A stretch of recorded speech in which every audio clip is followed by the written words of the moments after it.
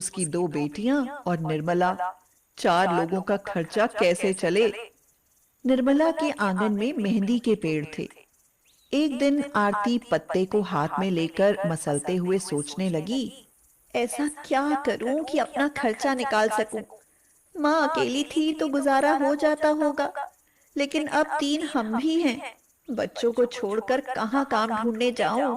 तभी उसने देखा कि मेहंदी मसलने से उसके हाथ लाल हो गए।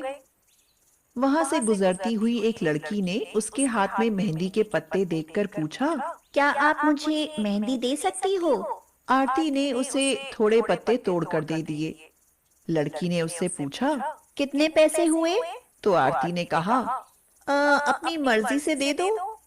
लड़की उसे 10 रुपए देकर चली गई। आरती बहुत खुश हुई।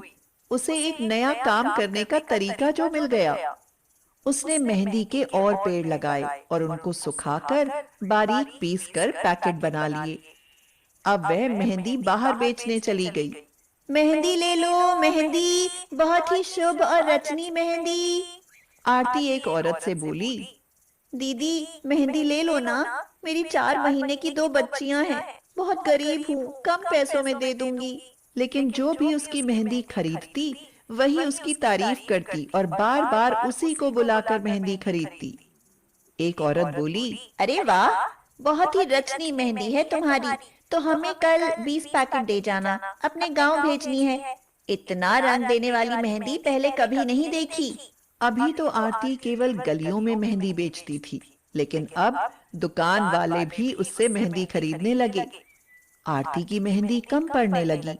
माँ, मेहंदी खत्म होने लगी है और मेहंदी की मांग बढ़ती ही जा रही है। बेटी, तू चिंता क्यों करती है? गांव में हमारे खेत बंजर पड़े हैं। जब से तेरे पिताजी गुजरे हैं, तब से कोई देखने वाला ही नहीं रहा। अब की बरसात में अपने खेत में मेहंदी की कलम लगा दे। देखना, तेरा काम बहुत अच्छा चलेगा। फिर क्या था, आरती ने बरसात में मेहंदी की कलम लगा दी। कुछ दिनों बाद पूरे खेत में मेहंदी के पेड़ लहलहा उठे। आरती बोली, बाबा,